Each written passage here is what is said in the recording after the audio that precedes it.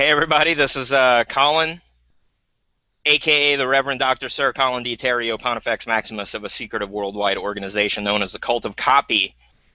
We are devoted students to the art of persuasion, whether it be, white hat, black hat, gray hat, whatever.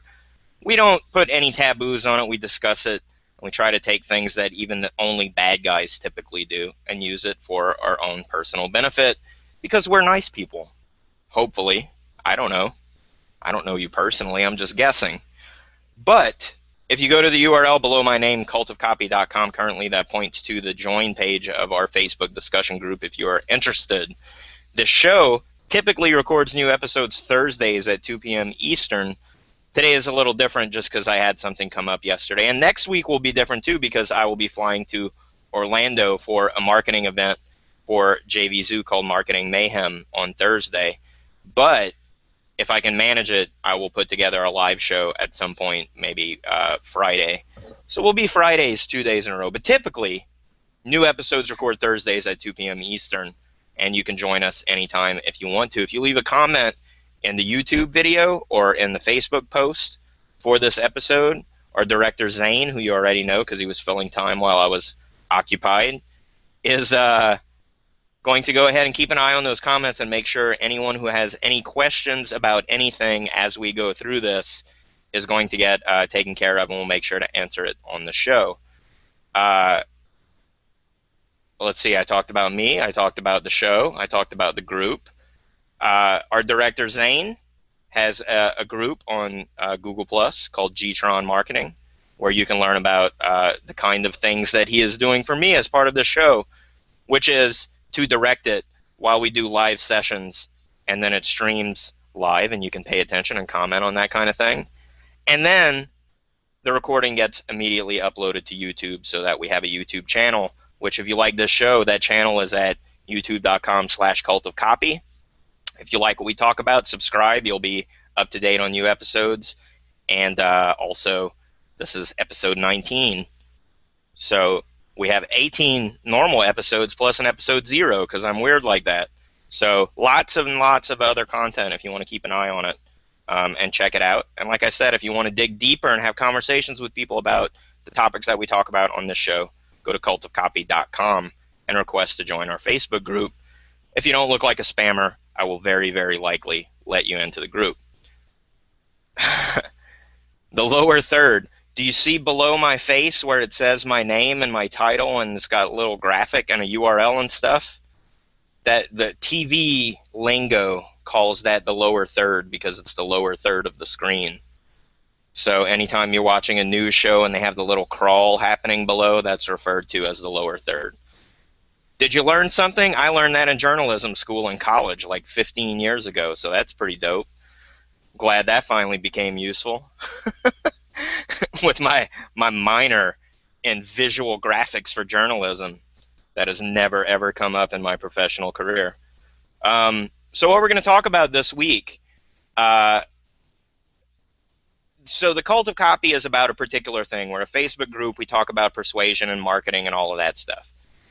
I've run it for 2 years. It's become very successful. I used to be a freelance copywriter, and that group has sort of become my full business, just sort of managing this group of fans of the topic, doing things like this show, teaching people how to do things. It's gotten to be a good deal. So on a meta level, people were interested in like, hey, how did you start that Facebook group? So I started a private paid mastermind to teach people how to do that. But the problem is I am not a very low-level step-by-step person. So if you said to me, hey, you should start a Facebook group, I would just go do that. But inside of that group, I said, hey, would people find it useful if as like an extra thing, I just walked you through the process of setting up a Facebook group step by step on screen, even though I think that that's pretty basic. It's not very complicated. It's not hard. It's pretty self-explanatory, really. You just fill in the blanks that they ask you for. But people said they would want it. I didn't want to make it exclusive to them because this, like you can just go to the Facebook help pages if you have a question. This is free material that we're going to talk about today. But I'm going to walk you through it step by step and commentate on it and give you my opinion on it. and people said that would be valuable, and I figured since like I'm not going to use that to count as paid content since it's free and seems pretty easy, I may as well share it with everybody who may find it useful.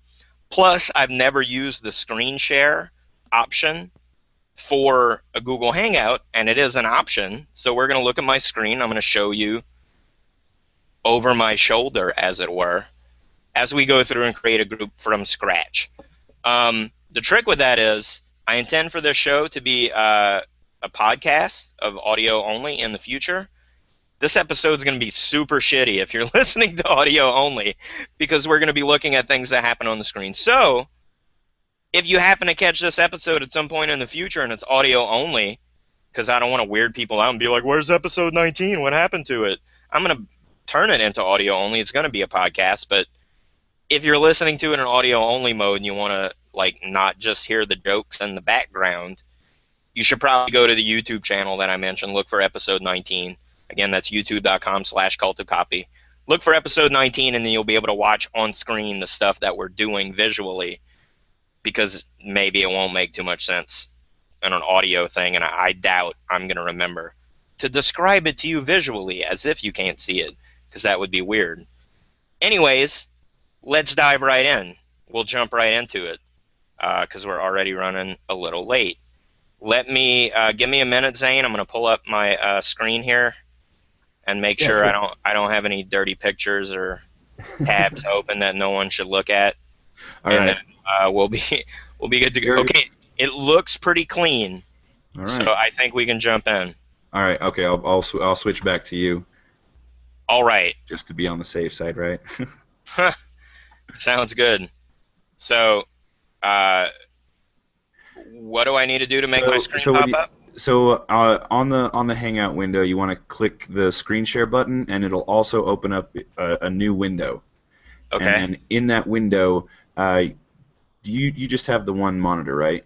Because you're on Yeah, your laptop. I'm on a Okay. laptop. So, All right. So what you'll have to do is that you'll have to share either a specific browser or okay. share your monitor one and minimize the Hangout window, or else you'll get that weird mirror effect. Ooh, spooky. Okay, All let's right. see where we're at. Okay, what does that look like to you? Let's see. Let's give it a second to warm up. Well, it's right now it's black, but it's still trying to figure out where your screen It's is. it's thinking. Yes, it's thinking, processing. Thankfully, we can just snip this part out too, right? Yeah. Is that working? Should I try a different thing? Maybe because it's still just a dark Oh, screen. all Thank right. you, Hangouts. You're being so awesome today. Yeah, man. Good job, jerks. Yeah. All Well, right. worst case scenario, we could re-record it as an unlisted Hangout and still push it out. Let's see. Uh, Whoa, there's that crazy mirror effect. That's what I Yep. see on Okay. my There we screen. go. There we go. Yep. Now we All can see right. your. There we go. So All right. let's go to Firefox. yeah, let's go to Facebook Now, in Firefox. one thing really quick, Uh-huh. I want to recommend is that if you hit Control on your keyboard and scroll your mouse forward, it'll zoom in. So Okay. it's just so that you can have like a larger canvas, so to speak, Uh-huh. so that it can be easier to see on the screen. So if you I like, gotcha. zoom in, yeah. So that's Are we just a back quick to tip. looking at my face now? Yep, back to looking at your face. Okay, good, because on Facebook on Firefox, I'm not logged in. I don't want anybody to see me doing that. Ah, right. Yeah. All right, let's see.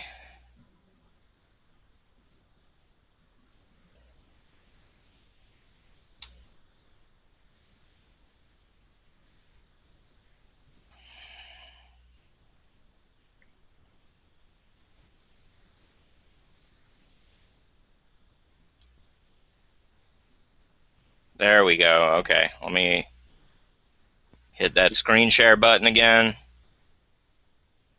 Uh-uh-uh. Hall of Mirrors. There we go. Okay, so you're looking at my Facebook now? Yep. Sweet. Ta-da. Magic. You don't have to edit this out. You don't have to edit this out, by the way. I Okay. think it's fun. Awesome. that we had all of these technical difficulties. So I'm in a bunch of groups and I run a bunch of groups and I love groups, obviously. The reason I like groups, before we get into the full details of creating one, you can see all of my stupid groups here. Hey, Uh, real quick, yeah, it's a little blurry on my screen, so can you zoom in a little bit? and remind me how to do that. Control what? Oh, like, do you have a external mouse? I don't. I'm on a Okay, touchpad. try Control plus should work. Yeah, there you go. Okay, a couple more times, and yeah, that should be good. Okay, that's much clearer. Awesome. Okay, so the deal with groups, the reason I like groups, Facebook fan pages to me tend to be geared especially towards you are going to broadcast something out to a large audience and have them respond to it. And you may interact with them, but that's not necessarily what it's about. What groups are for are creating conversations. Don't talk to me while I'm doing the show because you're going to pop up on screen. Um, what groups are good for is having conversations, right? So any topic that you want to join up with a bunch of people and have conversations about, that's what a group is ideal for. And as a business person, having an active group where conversations about your core topic are continuously happening, it's going to be pretty good for your business to be on top of that kind of thing, right? Because you own the space where the conversations are happening. You can just pop in and maybe promote an offer or talk about something people can buy, or maybe say, hey, if you're interested, you can hire me, blah, blah, blah. I've done all of those things. It's how I make my living now. So that's what I think groups are particularly useful for.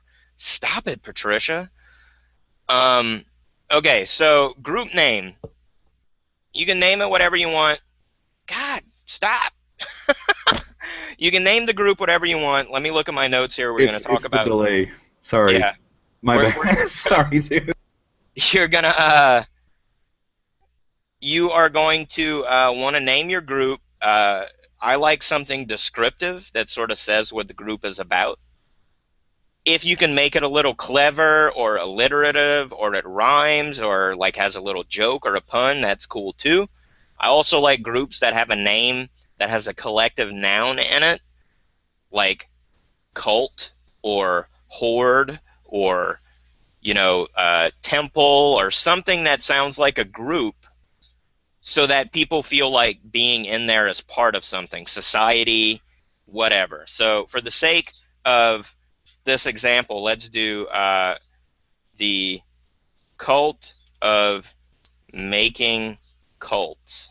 And this is like, don't go join this group. I'm going to delete it as soon as this is over. Next, members. You will have to add at least one new person to the cult other than yourself to start it, to create your group.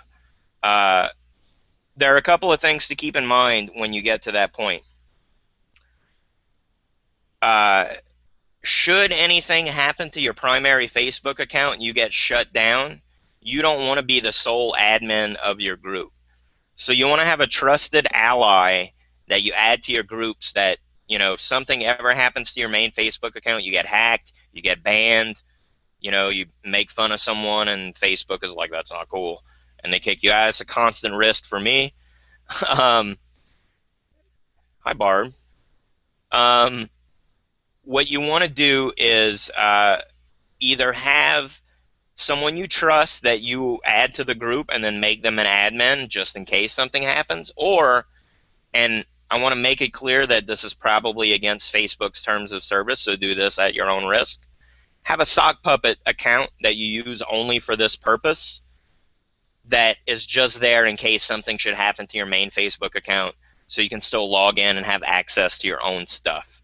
So because I know him and he is a good buddy, I'm going to add Tim Castleman to this group and make sure the person that you add to this group is cool with it, because they will be added against their will. They do not get to say yes or no. Like, they are going to be stuck in this group.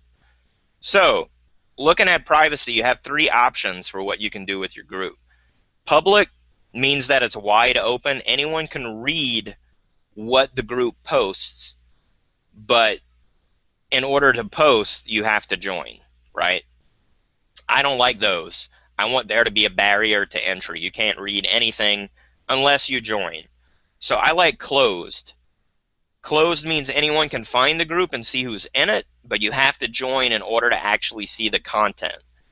The third category is secret, meaning unless you add someone as the administrator, no one can like search it and volunteer to join.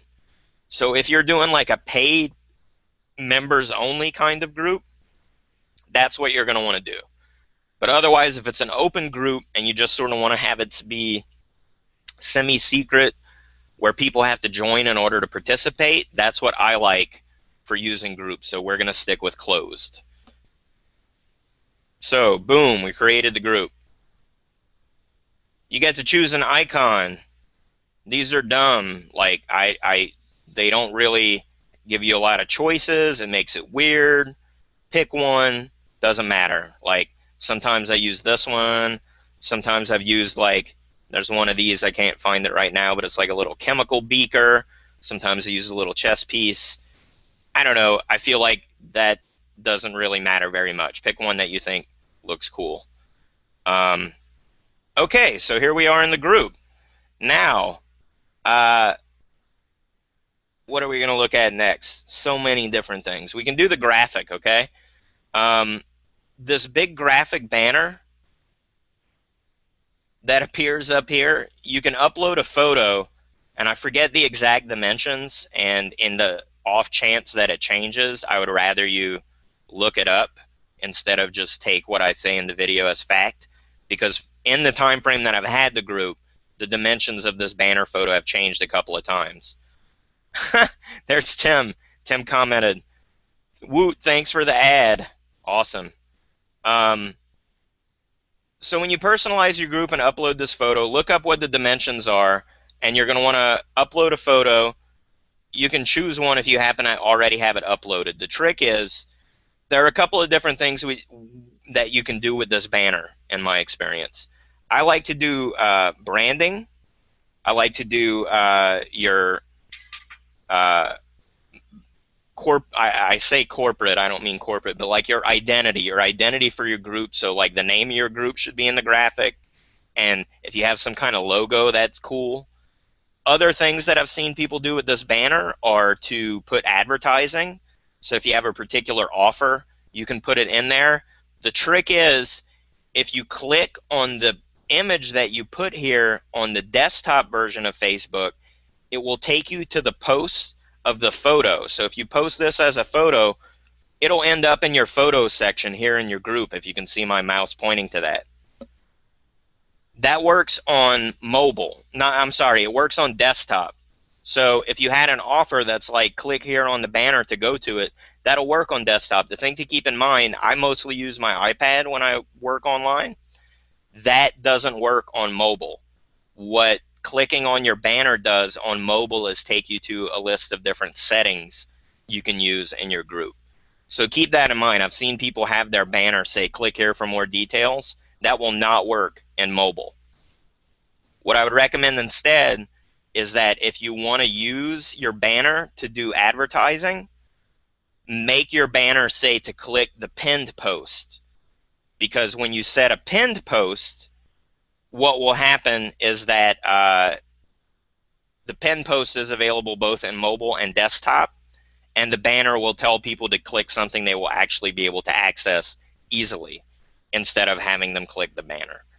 So that is the more effective way to use your masthead to use advertising. But what I would recommend is that because on both mobile and desktop, when you have your banner up there, keep your identity recognizable in the group so that it isn't a completely different banner when they log in and they don't understand where they are. So make sure your logo stays up there if you do decide to change it. What I've done personally, I've never used it for advertising. I just use it for consistent branding. Once I put the banner up there, I tend not to change it. I'm not saying that's the best way. It's just the way that I've done it. And it works well for me. I've seen other people try to do things like they cram their rules list into that banner. And again, it looks slightly different in mobile, and it just looks bad. So try to keep it clean. Be aware that it will look different on mobile, on like tablets and phones. Try to just make it ideal for as many places as you expect people to be exploring your group. Um, don't try to stretch it beyond what it's capable of doing. So that's it for the banner. I don't have one prepared for this group that I just made up, so we're going to leave it blank for now. But I do recommend filling it in for any group that you have some specificity towards. This whole thing that's going on here with this group information where they have 33% complete, that's new. That didn't exist when I first started making my group. You used to have to jump into the settings and handle that on your own. This is very handy because it's going to help you out. So adding a cover photo, that's what we just talked about. This thing of adding a description, that's cool. It puts it here where it makes it easy to do. But let's pretend that that doesn't exist. Let's close this thing. I'm going to show you how to do it manually, the old school way, because that way you can do all kinds of settings at once. And that is, you click on this little gear in your menu here, and then you go to Edit Group Settings. Okay? So here's all of this. You remember we picked that little icon? You can change it here. I don't know to what degree you can change it. I don't know how long, but I do know that when you hit 250 members, they will not let you change the name of your group after that point. I think, as of this current time, because Facebook changes these things from time to time, you can change the name of your group at any time until you have 250 members. We'll talk about a couple of other features that groups have that get limited when you exceed a certain capacity. So you remember we picked the privacy? You can change it at any time. So if I have a paid group where I'm charging people to be part of it, I'll keep it as closed, and then I can give them a link and they can request to join, right? But that way I can match up the receipts to the people requesting to join, and then when I close the offer, then I'll switch it to secret, which means no one can ask for it. The trick is, even a closed group, when you hit a certain size, Facebook's algorithm will start promoting your group to people. So like the Cult of Copy, I've been told by many people that it shows up in their little ad column as like other groups you might be interested in. Even though it's a closed group, Facebook is showing it to other people as something they might want, so they request to join. Secret is the only option where it will not appear to anyone. There's no current setting for me to be like, well, I want it to be closed, but please don't invite people to join without my permission. Facebook will do it on their own. There's nothing you can say about it. If it's public, it's just wide open. Honestly, I've never found a fully public group that remains quality for long. So I recommend closed at a minimum, secret if you want to keep it invite only, because right now, if it's closed, people can search it and they'll find it. All they'll have to do is request to join to be added. But if it's secret, it won't even show up in the search. You will literally, as the admin, have to add people manually in order to put them in a secret group. Here's a setting you're going to want to change: membership approval. The default is any member can add or approve other members. You don't want that shit, because people will start like joining as spammers, and then they'll add all their other shitty spam accounts, and it's a nightmare. Mind you, this won't happen when your group is brand new, but if you start out a group, it gets successful, a lot of people join, it starts popping up in that advertising column. That's when spammers are going to start targeting you. Don't allow that. Set it so that any member can refer members, and we'll talk about this in a minute. Any member can add members, but an admin must be the one to approve them, right? Now, set up group address. You literally will never be able to change this, so do not set it until you are settled on the name of your group and you're ready to go, because it will be locked in. It will become the email and web address for your group. I don't use oops. Let's go back to where we were. I hit the back button. I'm sorry, I'm not used to using Netscape. Edit group settings. Where were we? There we go. Okay, you want to set that there. Set group address. I'm not, like, if you send emails to this address, it says it will go to all group members. That's kind of sneaky, because that only applies if your group has less than 50 members. That is being able to email people via their email address that they have set up with Facebook. That goes away when your group gets past a certain point, because I imagine Facebook does not want you to be spamming people. So if your group is small and super tight, very compact, that'll work. As an email address, this is no longer relevant once you get past more than 50 members as of the time that we're broadcasting this. However, when you put something in this blank, when you go to facebook.com/groups, you see up here in my URL, um, how this big long number is here, that's the URL for my group. But when you put a name here in front of this @ sign, that will replace this number and will become a shortcut. Obviously, it has to be unique. No other Facebook group can have that same name. But once you log that in, it is permanent. So make extra sure you didn't put any typos in there, or else you're just going to have to start over. I've had that happen with students before. Make sure that you double and triple check that to be accurate, because once you put it in there, it is locked in. So let's do it and see what it looks like. Cult of making cults. Let's set it. There we go. Okay, so that's the email address that'll work, at least for a little while. And then now you can see that's the Facebook URL. I just made a shortcut. That's a lot easier. We'll talk more about that shortcut a little later in the show. Description. Description is where I like to put like the rules for your group, whatever they want to be. My general philosophy is to just be vague and say, you know, I'm the sheriff. What I say goes. Don't spam. Don't be a jerk. We're cool.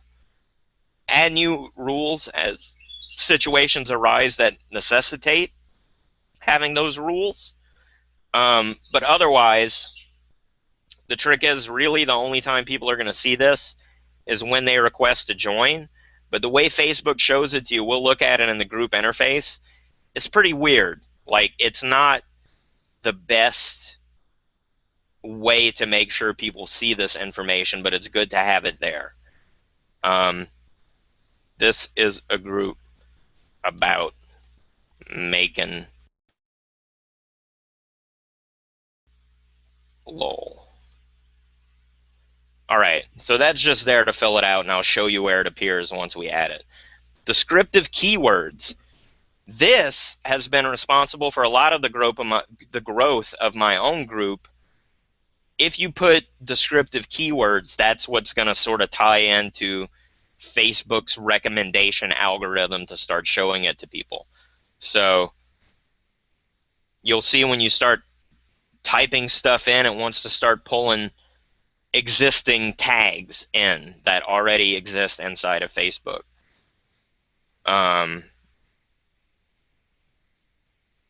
We're going to leave that blank for now, but the trick is, like, if I was talking about the cult of copy, we had copywriting. It's a pretty big interest group, several thousand people, so I would have added that there. Marketing, let's see. Yeah, it's like almost 50,000 people into that. So keep that in mind. This is where you want to tag people, not tag people, tag the topics that your group is actually about, because that, as far as I can tell, is what determines who sees your group show up as an ad to say, hey, join this group. I think you might be interested in it. Posting permissions.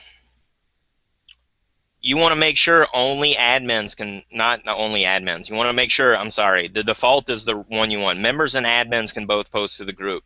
Usually this, only admins can post to the group. That's when it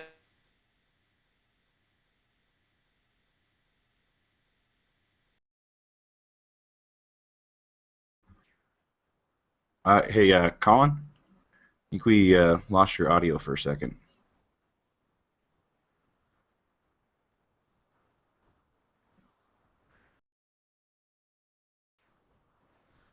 because, again, the whole point of having a group is to make sure that anyone can comment whatever they want. I hear Zane in the background. Do you have something to butt in with? No, I was just gonna say, can you repeat that last 30 seconds ish? Your audio cut out for a second. Oh, okay. Yeah. What I was going to say is posting permissions, make sure it's on members and admins can post because everyone has to be able to, you know, contribute because it's meant to be a discussion group. If you want to be the sole administrator who's the only person who can post, just start a fan page. Post approval. All posts must be approved by an admin.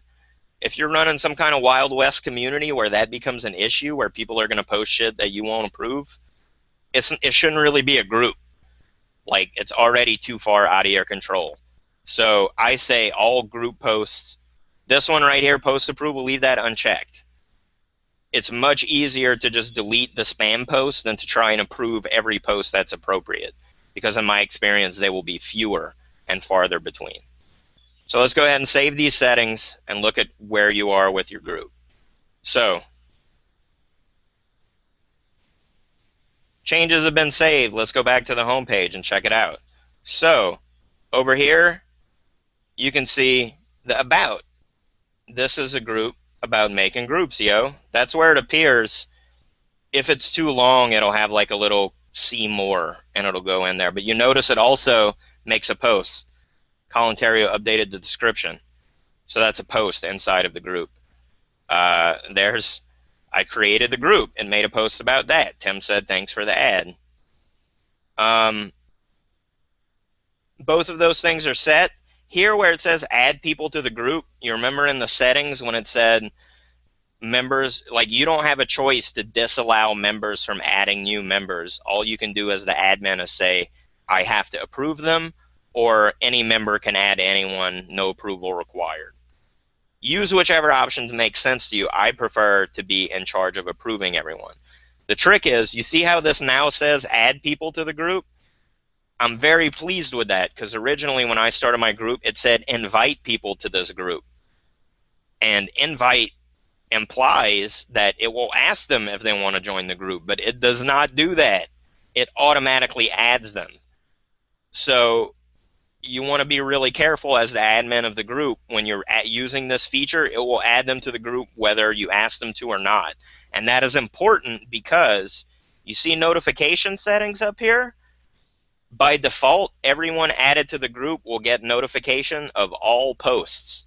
So when you add someone to a group against their will, they will start getting notifications every time someone posts something to that group. It's pretty annoying. Don't do that. You want to make it so that people have to ask to join, which is why you use that cool URL that we talked about that will you can promote that URL and say, hey, if you want to join the group, you can join here. So let's see, we edited the group settings. So we'll click on that just so you can see. See, it points right to the group. Cult of Making Cults points right to the group, right? So that's where we are with that. Let me check my notes here and make sure we cover all the different settings. By the way, we're about halfway through the show. If I were going to have an advertising spot, which I intend to in the future, it would occur here in the middle of the show and then also at the end of the show. I don't really have anything I'm promoting right now. And I'm not really offering advertising until we switch over to doing the full podcast and everything. But if you're interested, if you think the the audience for this show fits with your marketing goals and you want to put a message in front of my audience, let's chat about it. I'm open to hearing any options. We'll put it right in this spot, and again, at the very end of the show. Both of those will be available. Back into the content, since I don't have anything that I'm intending to promote. Let's see. Membership. Okay, so you've set up your group. You have your image, you have your shortcut URL, you have your settings set the way that I recommend. Who do you want to have in this group? I recommend, because of what a group is good about, what a group is good for is having conversations, having discussions. So the people you want to recruit to be in your group are people who like to post about the things your group is about elsewhere, and people who comment on that kind of stuff. Because then your group will be active because you have posters of interesting things and people who like to comment on interesting things. And those two types of people create an interesting symbiotic relationship that will fill your group with user-generated content, which is great for you because then you don't have to be the one posting things. Um, Obviously, when I'm teaching this at a professional paid level, I go into a lot more detail about a lot of different kinds of people that can be effective in helping you grow your group. But just the basics, I would say you want to remember that groups are about conversations more than anything else. So what you really want to focus on is getting conversationalists into the group, whether they're posters or they're commenters. Find them where they hang out elsewhere on Facebook, add them to your news feed, tell them, hey, I got this group, maybe you would like hanging out in it. See if they want to join. Invite them, tell them that they can join. That looks like all the notes that I had on the settings that you can use for setting up your group. Now would be a good time if anyone has any questions about what we've covered up to now. Now would be a good time. You'll notice these buttons. I believe these are the same buttons on the desktop you have whenever you post your own timeline or whatever. So you have writing posts. You can write whatever you want. Adding photos. We'll talk about that in a minute, how that's useful. Asking questions is weird because on mobile, this is for adding polls. So you can add multiple choices in a poll and it'll show you the tallies and things. That interface doesn't work in mobile. And because I predominantly use mobile, I try not to use it because I don't know what percentage of my people are using Facebook on desktop versus mobile. It doesn't quite work right on mobile, so I don't use it as frequently as you might if your expectation is that more people are on the desktop. So keep that in mind. And then we have adding files. Anything you add as a file is like an attachment, and it's going to go in this file section. And we'll talk about that more in a minute, as well as the photos. Events. Events are kind of cool, but I'm not a huge fan of them. I haven't really started using them inside of my group. They weren't part of groups when I first started, and what I find annoying about events is when people use them on the main Facebook interface, it can be a little tedious when people are inviting you to events you actually have no interest in whatsoever.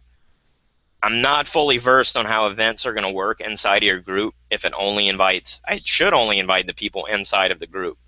But as far as the size of the group, I'm not sure how well that works. I don't know if there's a cutoff point or anything like that because I haven't really used it. But that's something to keep in mind, that this is an option that when you have live events inside of the groups, which I do frequently inside of my own groups, I typically just make a post about it rather than setting up an event. That's something you might want to explore on your own. I intend to check it out in the future when I get a chance to. And I just want to say thank you for saying that about events. Yeah? Just because, well, I think a lot of times I get invited to events that I have no interest in just because it's an innocent mistake. I don't think people really, they just go, oh, okay, I want to set up an event, and oh, yeah, sure, here's like every single contact I have. So I think it's good that you say that because I personally, I think it's pretty annoying. Like, Yeah, it's just like right? how this used to say invite people to the group, and your assumption is that you're asking them to join. But that's not what would happen. I'm glad they changed the word to add people because that's what it really does. Is Yeah. it bothers them. Yeah, it's also why like when I make the Google Plus event page, I only send the invite to the previous week's audience and then leave it Yeah, public so that it can be found in the search yeah, engines. cool. So you see this option here, message? That's what I was talking about, where like you can literally tag people like this and start a chat, and it'll start a group chat with all of those people and send messages to their message inbox. The trick is Facebook is going to turn that off when you have more than 50 members. I've never used it. But if you have a very tight-knit, very small group, that might be a useful feature to have. But be aware that that's going to turn off. Also, my understanding, I can't remember. Let me check real quick. We go to Cult of Copy, which has over 10,000 members. Look, I can invite people by email. I didn't even know that. Um, I don't know if this seems like it will send them an email invitation instead of forcibly adding them. The language kind of makes it not clear, but you will only be able to type people in here that are in your contact list already. You won't be able to randomly add whoever you want via that mechanism. So let's back up and go back to our new group that we're making here.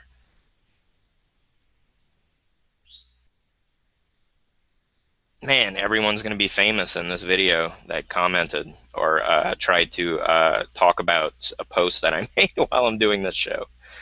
Okay, so advanced stuff we're going to talk about now, really quickly in the last 15 minutes of the show. Having a domain for your group. You want to get a domain if you're running your group with any seriousness and you want to run it for any length of time. You want to get a domain and redirect it to the join page. The reason for that is if you are promoting your group in any way to get people to come into it, don't use the Facebook URL just in case something would ever happen, or in case it ever grows so huge that you're like, it's time to branch off of where Facebook is. Because that's where I'm at now with the Cult of Copy. I'm on the cusp of launching it as a site. I already have this YouTube show, which you're watching now.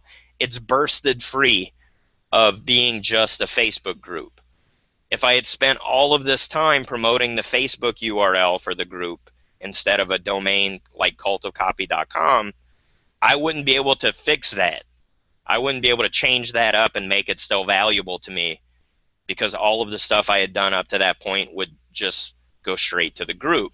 Because Brian McLeod, a good buddy of mine, recommended to me 3 or 4 months after the group was already going. He's like, you should buy that domain just in case. So I bought the domain, redirected it to the group. That's been very effective. Like when I give a talk at an event or I do a guest webinar, I do anything where I'm promoting the group, I just use my domain, which redirects people to the group. But in the future, it'll point to a website, which will then let people either come watch the show or join the group or just read the blog post, whatever the case may be. That's something you're going to want to keep in mind if you start a group and you intend to grow it and make it into a permanent thing. Just go ahead and get a domain for it. By the way, we can quit like staring at the group itself now. So I'm going to go ahead and stop my screen share. And you can look at my beautiful mug again. I'll put these on because it's bright. And now I don't have to read my screen. So what else do we got? Pinned post offers. See, I did that prematurely. We are going to want to go back and look at my screen share here. So the pinned post. What you can do with a pinned post, when you make a post in your Facebook group, you see this option, you click on the little arrow there and you're like, pin the post. Let's show you what that does. See, now this is a pinned post. On desktop, it just says pinned post, and it appears like normal.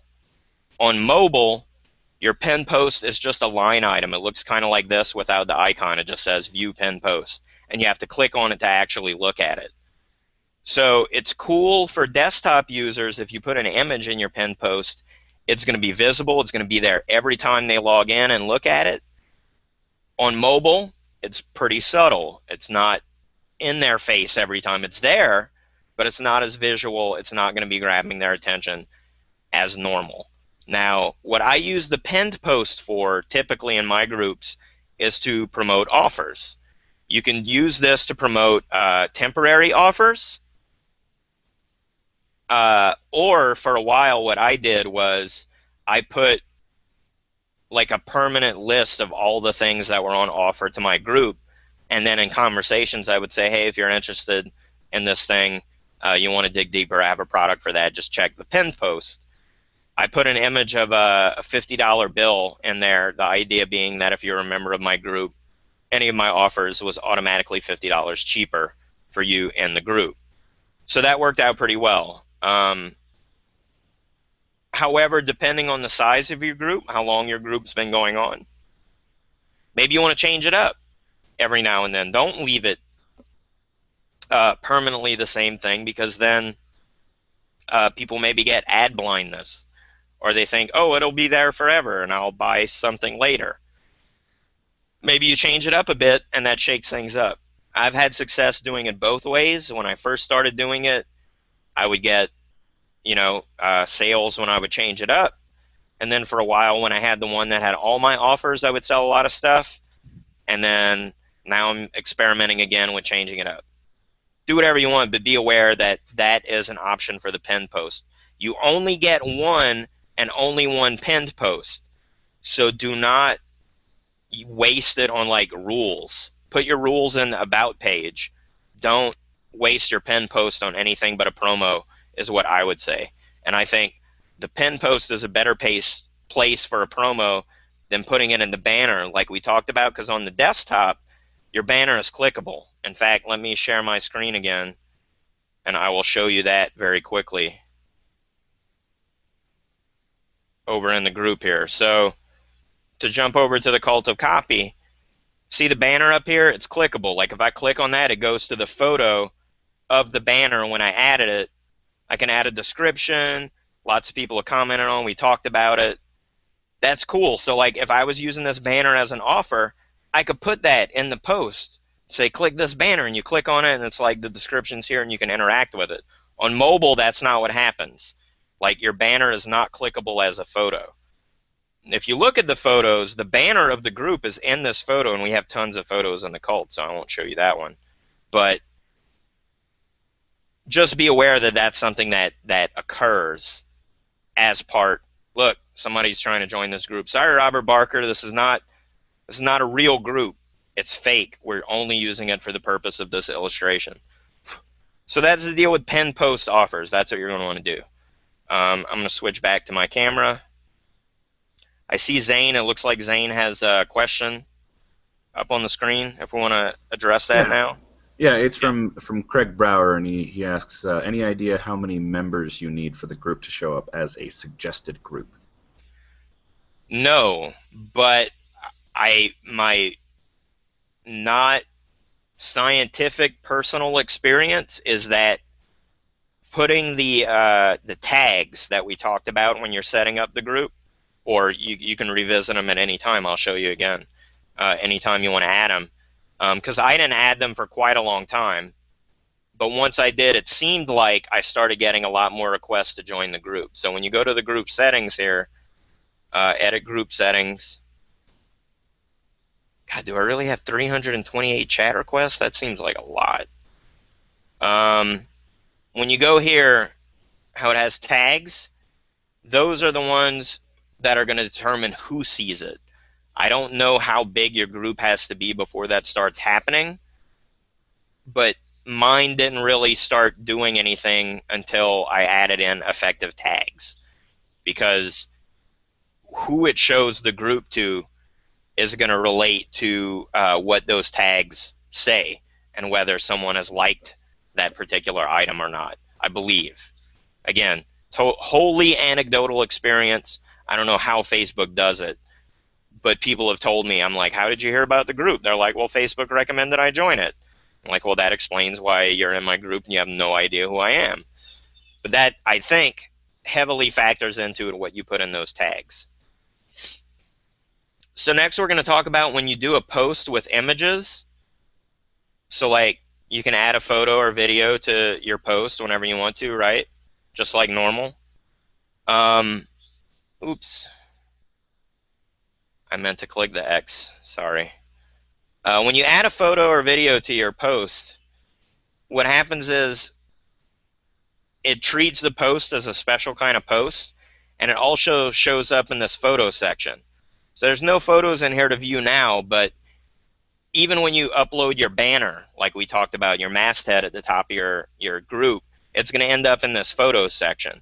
What's cool about adding photos to your post, when you post original content, you add in a photo, it makes it easier to find that post again, because Facebook's group search, they do have a search option right here when you click this magnifying glass. You can search the group. It's not very good as a search feature, and then also it's completely unavailable on mobile. So there's no way to search your group if you're looking at it on a mobile app. When you add photos to your post, that makes it so you can look at the photo section and sort of look at the thumbnail, and if you remember the photo you used for a particular post, that can make it easier to find. That's one way that I use photos inside of posts. Also, I recommend, because of how it looks on desktop, if you're making a pinned post, put a recognizable photo in there to grab people's attention so that it's visual. It'll pop on the desktop as the very first post in the group no matter when they log in.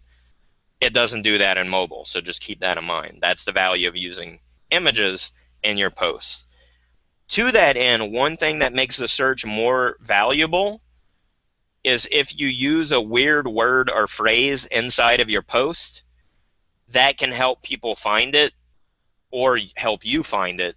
I tend to have a weird vocabulary, and sometimes I use weird phrases inside of my posts that help me find them again in the search, because I know no other post in the entire history of the group is going to have used a weird phrase like ne plus ultra, which means the best of its class or something like that. You know, just weird little things. If you want to put a strange tag in there, that might make it easier to find.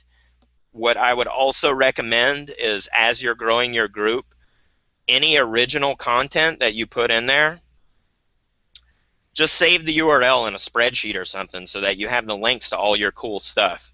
If you don't know how to get the URL to a particular Facebook post, again, you can't do it on mobile. It's really annoying to grab, because what happens if you're looking at mobile on your timeline, it probably has an option right here that says share. And when you click that, copy the link is an option. But when you're inside of a private group that isn't available to the public, the share button won't appear there. So you can't get it that way. On desktop only, if you click the timestamp is a direct link to that post by itself. So this permalink right here in my URL bar, that is the link to that direct post. So anytime you post original content, grab that link, stick it in a spreadsheet or something, maybe add a few words of description. That way you can keep track of all of your own posts as your group grows, because Facebook is not good at making it searchable. But that's understandable, because like I said, just keep in mind the whole point of having a group is that it's about ongoing conversations that are happening right now. It's like Twitter. Who wants to read a Twitter archive of some shit someone was tweeting 5 years ago? Who cares? It's not relevant. You want what's happening right now.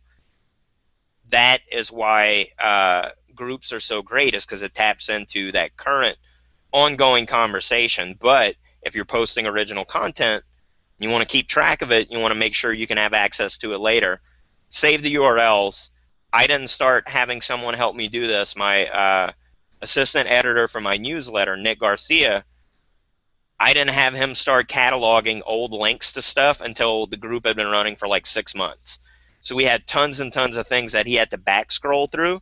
And man, is that annoying, because on mobile, eventually you get so many, it'll just crash the app. But let me show you what it looks like in a group with a lot of content.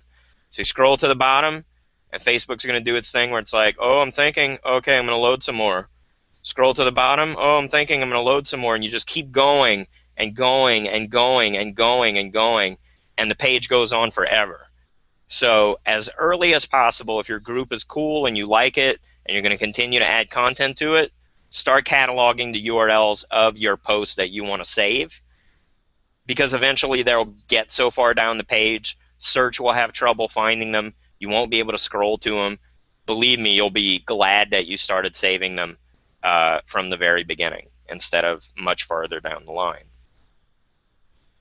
And then finally, we talked a little bit about files.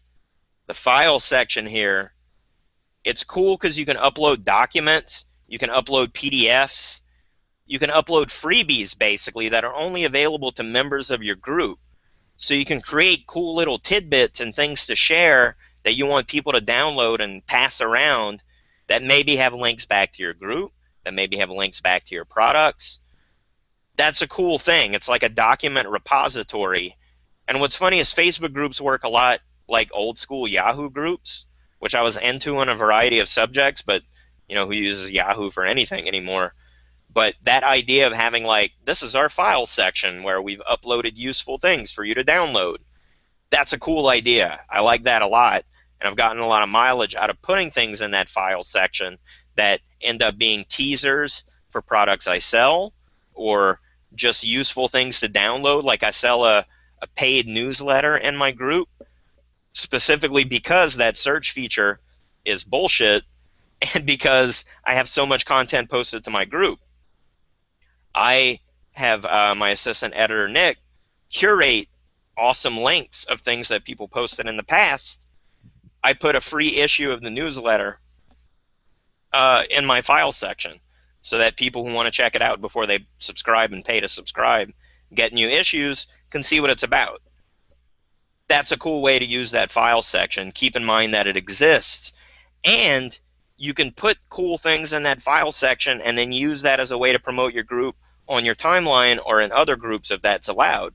You can say, hey, I have this cool file that can help you with XYZ. It's in the file section of my group. All you have to do is request to join. Once I approve you go to the file section. There it is. That's a cool way to use the file section. Keep in mind that that's something that is valuable to you. With that said, that's the end of my notes. It looks like we're right up on the end of the hour. I know we started a little bit late, but we'll go through the usual spiel, answer any questions, and that should give us about the full hour of content. All my intent with doing here was to kind of walk you through the process that, like I said, it's pretty self-explanatory. It's not that hard. Facebook's helps files will help you through it, but hopefully my insight and spin on the way that I've been able to use those settings and features will give you a little bit of an idea of how you can maybe set up your group and use it the way that you want to. Again, if you have any issues or questions or comments, this is the first time we've ever done this screen share, which is going away to infinity now. There we go. I'm back again. This is the first time we've ever done the screen share type of training. I think it's pretty cool. Hopefully it's pretty useful to people. You'll be able to watch it later. You know, maybe look over my shoulder, make yourself familiar with these options, and set your group up the way that you would like for it to be. That's the end of the show. I'm going to go through the end of the show spiel, and then we'll get into the questions because I see Zane has some up on the screen already. As usual, this has been the Cult of Copy Show. This is episode 19. We have 18 previous episodes plus an episode 0 currently in our YouTube channel, youtube.com/cultofcopy. If you like the show, check out earlier episodes. If you want immediate notification when we create new content, you can subscribe to the channel. In the future, if this is an audio-only podcast version via iTunes or Stitcher or SoundCloud, any of that stuff, I plan on dipping into that. If you're listening to the audio version, please subscribe there if that's the way you prefer to consume that particular piece of content. Either way, if you like what we talked about, we have many, many more hours of the same sort of content to dig into. Plus, if you want to discuss it with other like-minded people, as always, you're welcome to join our discussion group, which currently, if you go to cultofcopy.com, go straight to the Facebook group, just like the ones I taught you how to make today. A little bit later, that will point to a website, which will have a link to the Facebook group if you want to join it. If you're listening to this on some far-flung future date. As always, I'm your host, the Reverend Dr. Sir Colin D. Terrio. Typically, we record new episodes of this show Tuesdays at 2 p.m. Eastern. I'm sorry, Thursdays, not Tuesdays. Sorry. Thursdays at 2 p.m. Eastern. New episodes. You can join us live, ask questions like you've seen Craig ask, and other people will be asking very shortly. You can interact with us. That's the whole point of having a live show. If not, you can watch the recordings at a later date. That's cool too. But, you know, a live show is fun. We would love to have you. Show up live and listen. Like I said, most of the time it's on Thursdays. Sometimes we have it on different days, like today, on Friday next week. It won't be on Thursday because I'll be on an airplane. But, you know, work it out. If you subscribe to the channel or are a member of the group, you'll get the notifications of when we record new episodes. Like I said, we'd love to have you. I'm your host, the Reverend Dr. Sir Colin D. Terrio. That is it for this week content-wise. Now we're going to go on to the Q&A. Thanks for joining us. If you have to duck out, let's see what questions Zane has collected for us. Yeah, sure. So this question, I want to preface it with the fact that Collins, as I see it, Collins' major focus is more of the actual marketing side. So I think with this question, it's more of a, I would say like your thoughts, maybe a hypothetical, because it seems like it's more slanted towards the technical side, then that's not something that you've focused on, right? Okay. So you've thought about, I'm sure you've thought about, how it logistically works a little bit. So the question from Craig is, if you use that timestamp URL from a closed group, you can't use that on your profile wall and have non-members see it, can you? No, no. If it's from a closed group, what'll happen when they click that URL, I believe it points to the join page. Uh, it'll ask them if they want to join the group because only members can actually see that content. That's the default behavior of using a link from a closed group. Um, However, in certain circumstances, like if you share an image post, I think what shows up is like when you share someone's post that's private and it shows link unavailable or something like that. You know, when it shows the little shortcut Hmm. URL and it's just blank. Right. So those URLs are not going to be useful for people outside of the group. So in the context that I use them inside of a paid newsletter that's only offered to existing members of the group, it doesn't matter because they're already a member of the group or else they couldn't buy the newsletter. When they click on it, it it pulls them to the post because they're already a member. The idea being, if someone shares my newsletter with people who aren't members, when they click on the links, it'll just ask them to join, in which case they can join. And if they want future issues of the newsletter, they would have to buy them. Um, that's the way that I use them, but that's a very good question because, yes, those URLs will only resolve for people who are members of the group. And unfortunately, Facebook doesn't give you a way to customize that message in any way. So you want to keep in mind that when you share those links, you let people know if you're not a member of the group, you will want to click on that URL, join the group, and then revisit the URL once you're approved as a member. And then it'll take you to content. Cool. Cool. Looks like Craig says as of July 2014, the banner size for the top graphic is 785 by 250. Yeah, I figured that showing this comment would help those who are watching in the future, right? There's a Yeah, yeah, date set and definitely. Like I everything. said, you always want to check and just make sure, and then also keep in mind that is on desktop. That's the size that you can put on desktop. When you look at it on mobile, mobile is going to truncate it or else shrink it down.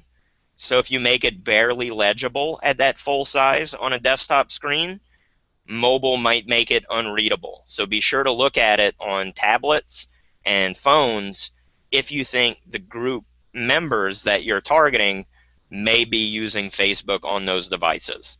So like you'll notice, I'll share my screen again real quick and we'll go look at the Cult of Copy group so you can see what I'm talking about. Um, let's jump in here. You'll notice there's a lot of space around my logo. That's because when you look at it on mobile, it's more cropped. Like it trims off some of that extra area. Um, I'm not sure if the sizing is different, but just keep that in mind and look at it, shrink it or make it legible as necessary because like I said, just be aware that the interface on mobile is very different than what the interface looks like on desktop. Awesome.